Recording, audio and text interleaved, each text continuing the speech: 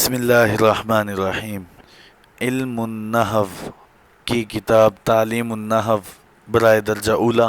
علم النحو وہ علم ہے جس میں اسم، فعل اور حرف کو جوڑنے کا طریقہ اور معرب اور مبنی ہونے کے لحاظ سے تینوں کلموں کی آخر کی حالت کو معلوم کرنا۔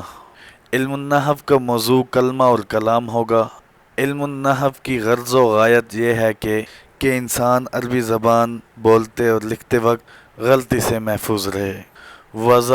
واضح کا معنی ہے بنیاد رکھنا، واضح کا معنی ہے بنیاد رکھنے والا۔ علم النحو کی بنیاد حضرت علی رضی اللہ تعالیٰ عنہ کے کہنے پر ابو الاسود الدائلی رحمۃ اللہ علیہ نے رکھی، اور یہ تعلیم النحو درجہ اولا کے علم النحو کے لیے ترتیب دی گئی مفید کتاب جو مطلوبہ استعداد کے حصول میں انشاءاللہ معاون ثابت ہوگی۔ اساتذہ جامعہ علوم الاسلامیہ علامہ بنوری ٹون کراچی۔ علم النحو کا مختصر تعارف، صفحہ نمبر 15۔ بسم اللہ الرحمن الرحیم۔ الحمد للہ رب العالمین والصلاة والسلام علی سید المرسلین وعلی آلہ واصحابہ وصحبہ اجمعین، اما بعد۔ علم النحو کا مختصر تعارف۔ علم النحو کی تعریف کیا ہے؟ علم النحو وہ علم ہے جس میں اسم، فعل اور حرف کو جوڑنے کا طریقہ اور معرب و مبنی ہونے کے لحاظ سے تینوں کلموں کے آخر کی حالت معلوم ہو۔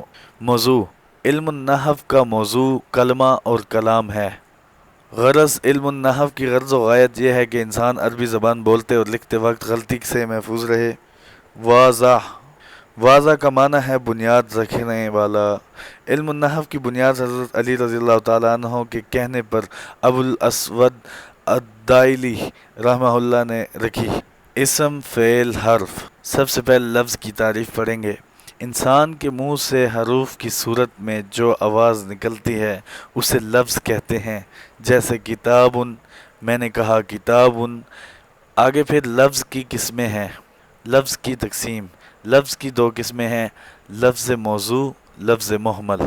لفظ موضوع بامعنی لفظ کو کہتے ہیں، جیسے کراست، کاپی، رجل، آدمی۔ سمجھ آ گیا، کاپی ہے، یہ آدمی ہے، مرد ہے۔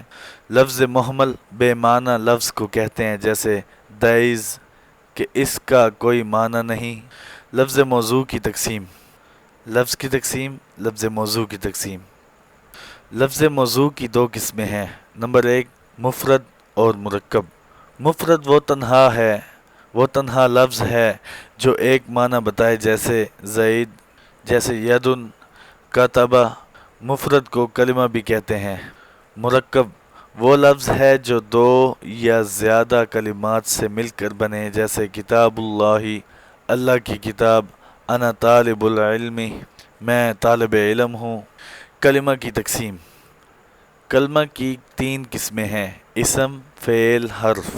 اسم وہ کلمہ ہے جس کا معنی دوسرا کلمہ ملائے بغیر سمجھ میں آئے اور اس میں 3 زمانوں میں سے کوئی زمانہ نہ ہو، جیسے خالد، کسی شخص کا نام ہے۔ فعل وہ کلمہ ہے جس کا معنی دوسرا کلمہ ملائے بغیر سمجھ میں آئے اور اس میں تینوں زمانوں میں سے کوئی زمانہ بھی ہو، جیسے نصرہ، اس نے مدد کی، اس ایک شخص نے مدد کی۔ حرف وہ کلمہ ہے جس کا معنی دوسرا کلمہ ملائے بغیر سمجھ میں نہ آئے، جیسے ان، اگر، لم، نہیں۔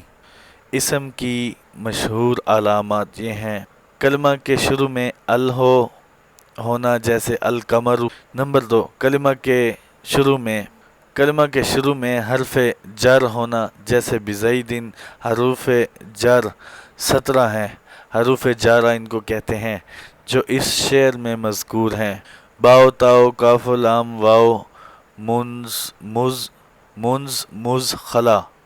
ربع، حاشا، من، عدا، فی، عن، علی، حتی، الی۔ نمبر 3، کلمہ کے شروع میں حرف ندا ہونا، جیسے یا زید۔ حروف ندا 5 ہیں: یا، ایا، حیا، ای، آ۔ حمزہ مفتوحہ۔ نمبر 4، کلمہ کے آخر میں تانیث متحرک کا ہونا، جیسے طلحۃ۔ تائے متحرکہ اس کو کہتے ہیں۔ نمبر 4 کلمہ کے آخر میں تنوین ہونا جیسے رجل۔ نمبر 5 کلمہ کا مضاف ہونا جیسے بیت اللہ، اللہ کا گھر۔ یہاں پہ بیت جو ہے لفظ اللہ کی طرف مضاف ہے، یہ آپ آگے پڑھیں گے۔